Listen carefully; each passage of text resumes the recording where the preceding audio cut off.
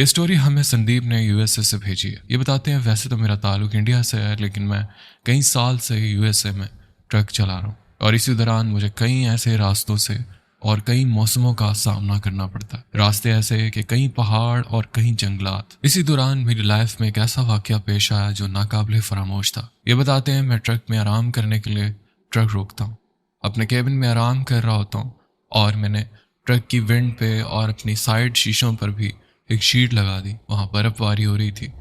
کچھ دیر آرام کرنے کی غرض سے میں ٹرک میں لیٹ گیا۔ میں نے ٹرک کی لائٹس آف کر لی، اور پھر مجھے برف پر کسی کے چلنے کی آواز آتی ہے۔ کوئی میرے ٹرک کے بہت قریب آ جاتا ہے۔ سٹوری بہت انٹرسٹنگ ہے، سٹوری کو لاسٹ تک سنیے گا، یہ سٹوری آپ کو ہوک کر دے گی۔ سٹوری شروع کرنے سے پہلے پوچھنا چاہوں گا، کافی لوگوں کا سنا ہے کہ لائک کا بٹن نیچے نظر نہیں آ رہا ہے، وہ سبسکرائب والا اور لائک والا آ رہا ہے آپ کا نظر؟ دیکھیں ذرا، آ رہا ہے نظر؟ تو اس کو لائک کیوں نہیں کرتے ہو یار؟ یہی تو موٹیویشن ہوتی ہے آپ کے بھائی کی۔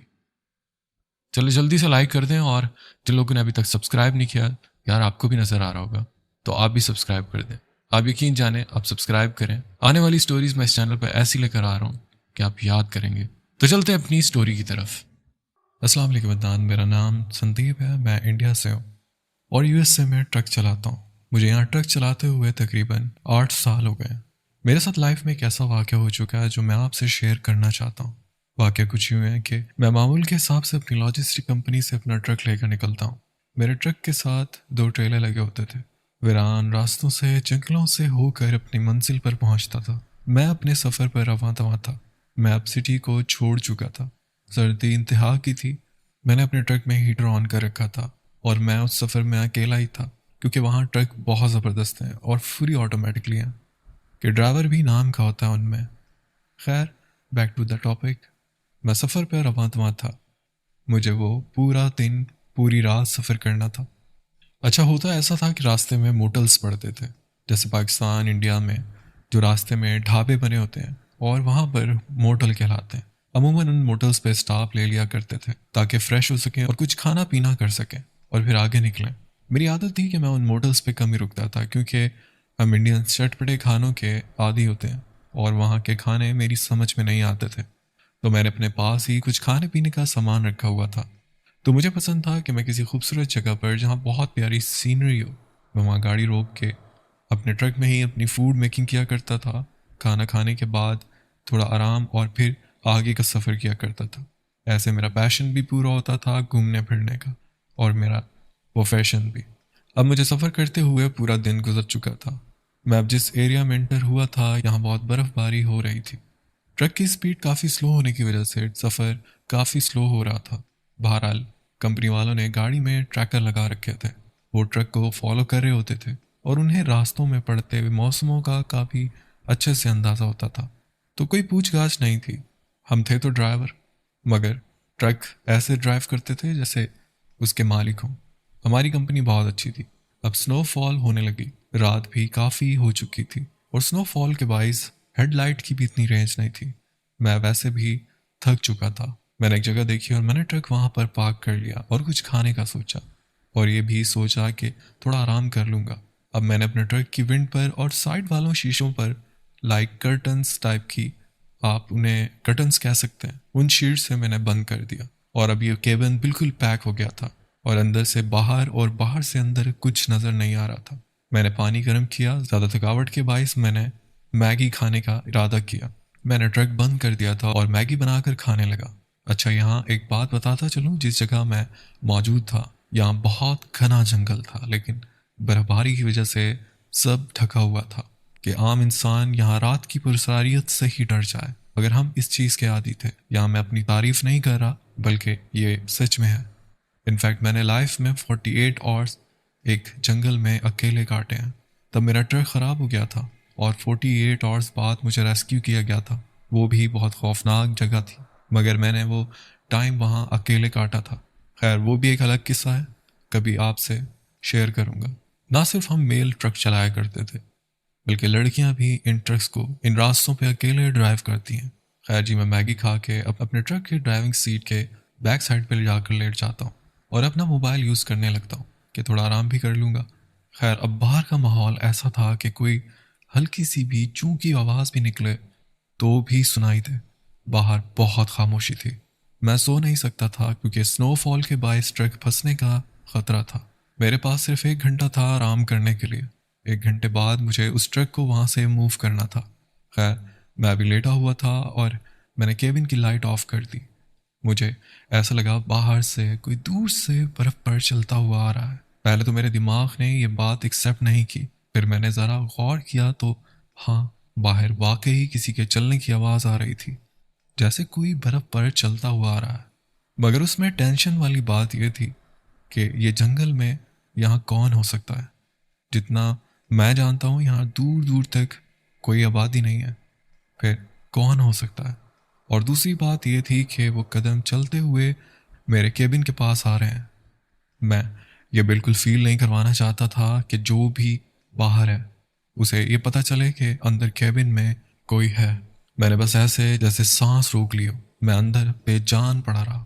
وہ قدم میرے کیبن کے بہت قریب آ چکے تھے اور پھر کچھ ایسا ہوا کہ میری جیسے روح نکل جائے گی، کیونکہ میرا پورا دھیان ان قدموں کی آواز پہ تھا۔ تو میں نے سنا کہ وہ قدم میرے کیبن کے بالکل پاس آ کر رک گئے ہیں۔ اب جیسا کہ میں نے بتایا تھا کہ میں نے اندر کرٹن کیے ہوئے تھے کہ باہر کا کچھ اندر نہیں اور اندر کا کچھ باہر نہیں دکھ سکتا تھا۔ میں بس چپ چاپ دم سادے سانس کھینچے آواز پر کنسنٹریٹ کر رہا تھا کہ باہر جو بھی تھا نہ جانے کوئی حرکت نہیں کر رہا تھا، جیسے سکون سے کھڑا ہوا تھا۔ اس کی کوئی مومنٹ نہ بھی کرنا مجھے خوف میں مبتلا کر رہی تھی۔ میں بس اس کا اگلا ایکشن جاننا چاہتا تھا۔ یہاں ایک بات بتاتا چلوں، میں نے اندر سے کیبن کے دونوں ڈور لاک کیے ہوئے تھے۔ اب آپ یقین کریں کہ کوئی باہر ہے، وہ کوئی موومنٹ نہیں کر رہا اور ٹائم بھی گزرے جا رہا۔ اب ایسا بھی لگ رہا تھا کہ شاید جو تھا وہ چلا گیا ٹرک کی لائٹس آف دیکھ کر، کہ شاید اس ٹرک میں جو بھی تھا وہ نہیں ہے۔ مگر اگر ایسا تھا تو اس کے جاتے ہوئے اس کے پاؤں کی آواز مجھے آنی چاہیے تھی، مگر وہ بھی نہیں آ رہی تھی۔ دماغ بہت طرح کی چیزیں سوچ رہا تھا۔ اب تقریباً 15 سے 20 منٹ گزر جاتے ہیں تو میں دیکھتا ہوں کہ ڈرائیونگ والے ڈور کا جو لاک ہے جیسے اسے کوئی پکڑ کے گھما رہا ہے، مگر وہ ڈور تو لاک تھا۔ میری ہارٹ بیٹ تیز ہونے لگی کہ میں بہت بری طرح ڈر جاتا ہوں۔ باہر اتنی ٹھنڈ میں اتنی دیر کوئی انسان اتنا پرسکون نہیں کھڑا ہو سکتا تھا۔ وہ مسلسل میرے ڈور کو لاک کرنے کی کوشش کر رہا ہوتا ہے۔ میں سوائے بے بسی کے کچھ نہیں کر سکتا تھا۔ یہ پہلی بار تھا میں اتنا ڈر گیا تھا۔ خیر کچھ دیر زور آزمائی کے بعد وہ لاک کو چھوڑ دیتا ہے۔ اب پھر وہی خوفناک خاموشی اور پھر اس کے بعد مجھے وہی برف میں چلنے کی آواز سنائی دیتی ہے۔ اب کوئی ڈرائیونگ سائڈ کی سائڈ سے ہٹ کر دوسری سائڈ کی طرف بڑھ رہا تھا۔ میں نے بس قدموں کی آواز سے ہی یہ اندازہ لگایا تھا۔ خیر وہ اب اس طرف آتا ہے اور اس طرف کے لاک کو کھولنے کی کوشش کرتا ہے۔ اب میں ویسے ہی ڈرے سہ میں بیٹھا ہوا تھا اور یہ دیکھ رہا ہوں اندر کی سائڈ مجھے باقاعدہ لاک میں حرکت محسوس ہو رہی تھی۔ میں نے دل میں سوچا کہ کبھی بھی یہ لاک کو توڑے گا اور اندر آ جائے گا۔ اب ہوتا ہی ہے کہ وہ تھوڑی زور آزمائی کے بعد لاک کو چھوڑ دیتا ہے اور پھر وہی گہری خاموشی۔ میرے کان صرف باہر کی آواز کو محسوس کر رہے تھے۔ باہر اب پھر سے مکمل خاموشی تھی۔ اب وہی خاموشی کافی دیر جاری رہی۔ میں نے محسوس کیا کہ ایک شخص ہے یا جو بھی ہے وہ خاموش میرے کیبن کے ساتھ کھڑا ہوا ہے۔ پہلے اس نے میرے کیبن کے ساتھ زور آزمائی کی، اس کے بعد وہ وہیں کھڑا تھا جو وہاں سے گیا نہیں تھا۔ بات یہاں ختم نہیں ہوئی، اب کچھ اور ہونا باقی تھا۔ مجھے 2 اور لوگوں کے دور سے برف میں چلنے کی آواز آ رہی تھی۔ یاد رہے میں باہر دیکھ نہیں سکتا تھا، میں بس آواز سے ہی اندازہ لگا رہا تھا۔ اب جب ان 2 اور لوگوں کی آواز آتی ہے تو میں اور زیادہ ڈر جاتا ہوں کہ ایک بلا ابھی ٹلی نہیں تھی اور یہ 2 اور آ رہے ہیں۔ وہ چلتے چلتے میرے کیبن کے بہت قریب پہنچ جاتے ہیں جہاں پہلے والا شخص کھڑا تھا۔ اب وہ تینوں آپس میں بات کرتے ہیں، لیکن حیران کن بات یہ تھی کہ وہ باتیں بھی نہ کر رہے تھے اور جس لینگویج میں بات کر رہے تھے وہ لینگویج میری سمجھ سے باہر تھی۔ لیکن ان سب میں یہ چیز نوٹ کی کہ ایک آدمی تھا، ایک لیڈی تھی اور ایک 12-13 سال کا بچہ تھا۔ پھر کبھی دل میں یہ آیا کہ ڈور اوپن کر کے دیکھتا ہوں، شاید انسان ہے، مگر باہر ہڈیاں جما دینے والی ٹھنڈ میں یہ لوگ کیسے کھڑے ہو سکتے ہیں؟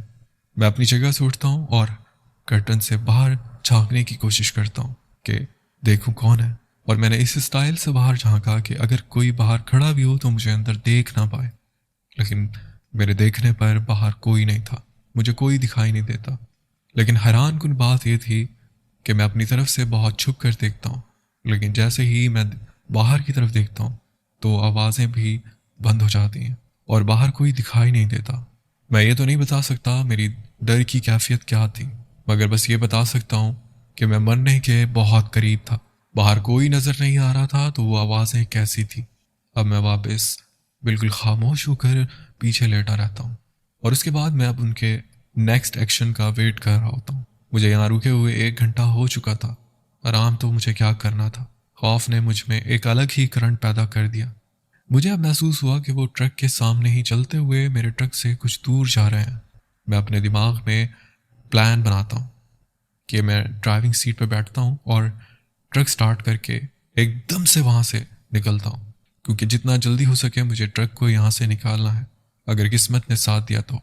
اور سب مجھے سڈن کرنا تھا، وہ کرٹن سامنے سے ہٹانا ہے، ایک دم سے ٹرک سٹارٹ کرنا ہے اور ایک دم سے یہاں سے نکلنا ہے، کیونکہ ٹائم اوور ہو رہا تھا، ورنہ میرا ٹرک یہاں برف میں دھنس جائے گا، اور ایسی جگہ پر بالکل رسک نہیں لے سکتا رکنے کا۔ اور اب مجھے چانس بھی ملا ہے، وہ جو بھی تھے ٹرک سے دور ہو چکے تھے۔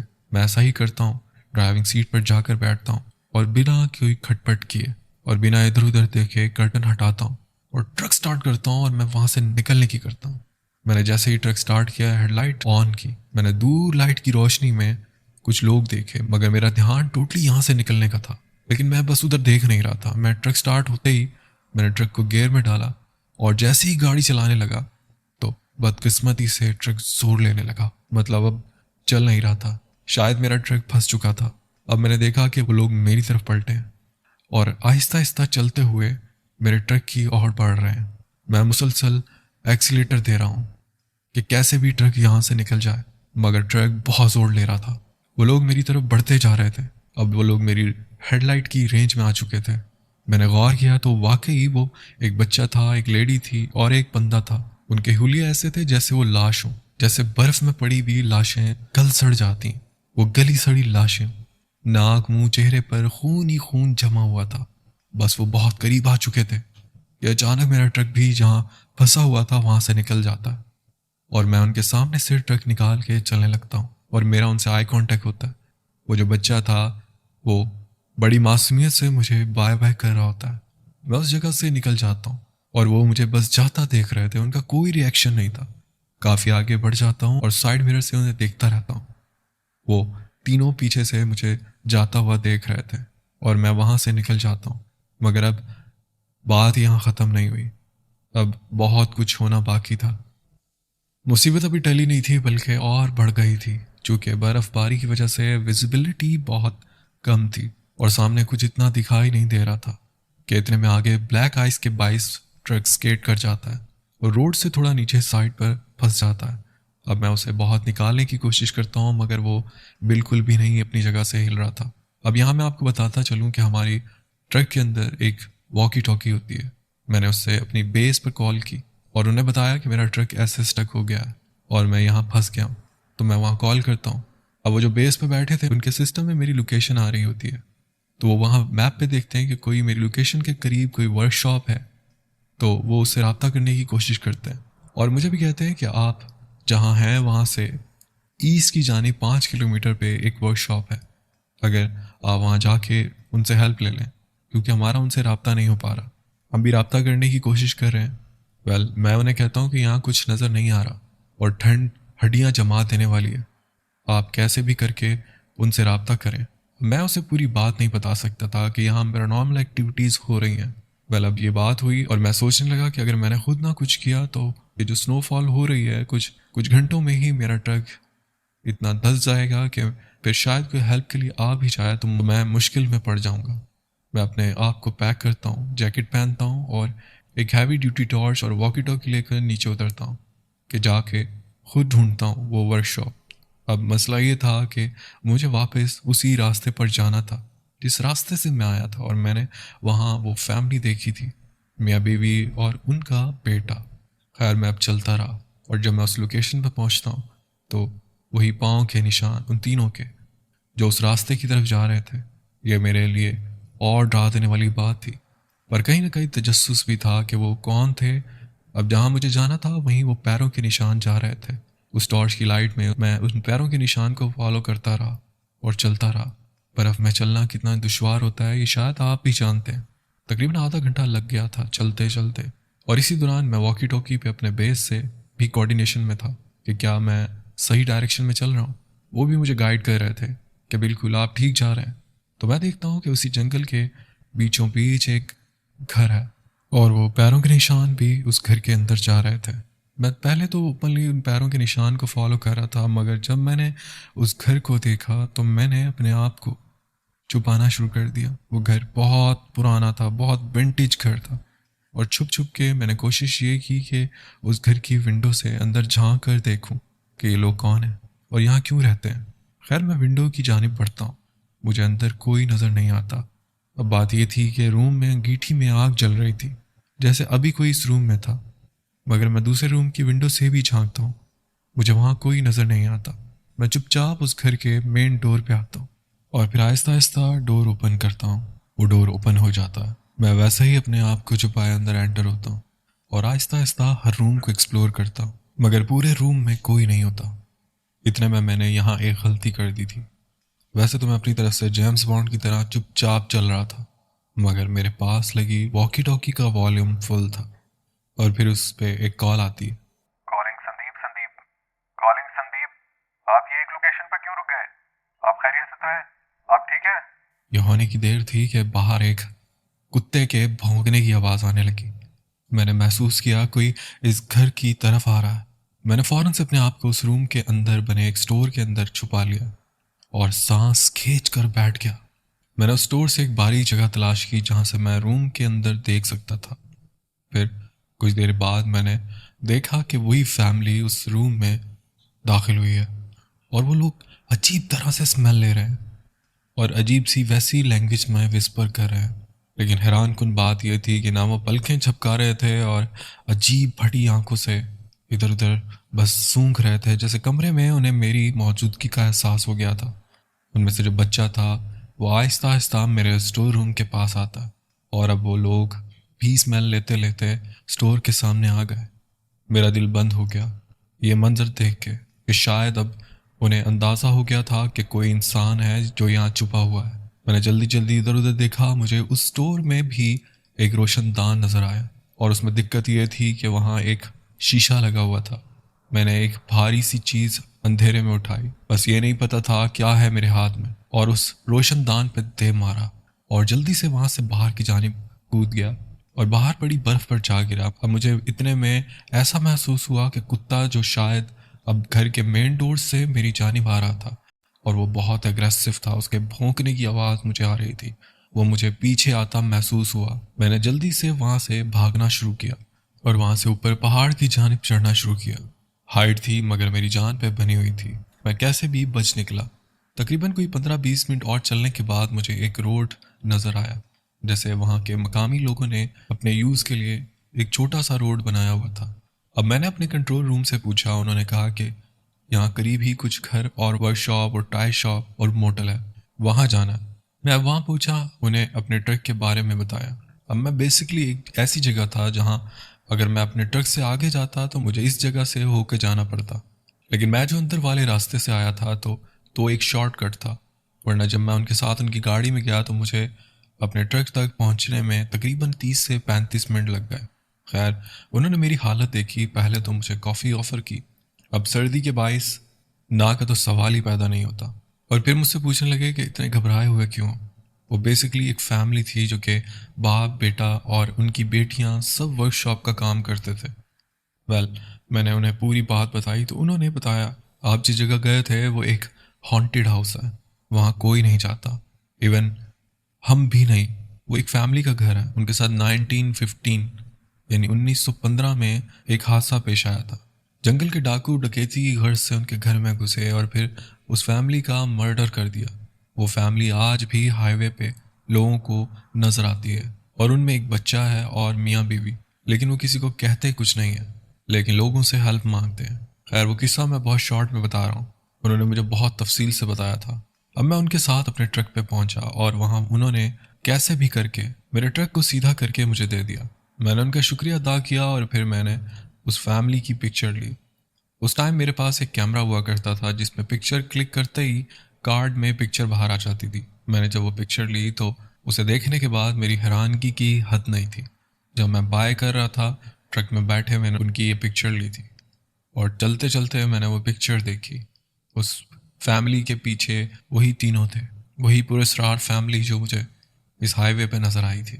بہرحال یہ تھی میری سٹوری, اور اگر اس سٹوری پر آپ کی آڈینس نے اچھا رسپانس دیا تو میں آپ سے وہ سٹوری بھی شیئر کروں گا جو میں 48 آورس کے لیے ایک جنگل میں پھنس گیا تھا, اور پھر مجھے 48 آورس کے بعد اس جنگل سے ریسکیو کیا گیا تھا. وہ بھی بہت خوفناک سٹوری ہے, وہ بھی میں آپ سے لازمی شیئر کروں گا.